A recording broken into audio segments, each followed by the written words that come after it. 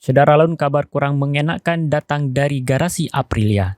Masalah teknis menimpa motor Aprilia milik Alex Espargaro. Balapan MotoGP kali ini berlangsung di sirkuit Twin Rig Motegi, Jepang, Minggu 25 September 2022. Masalah dimulai ketika Alex Espargaro melakukan sesi warm-up lap. Namun, beberapa saat kemudian Alex Espargaro menyadari ada yang tak beres dengan kuda besinya.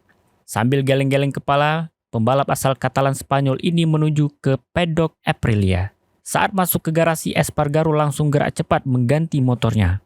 Bahkan motor pertama yang ditungganginya itu terjatuh ketika dia berganti dengan motor lain.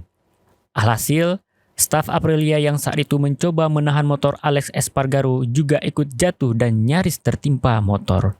Akibat dari kejadian itu, ia harus puas finish di posisi 16.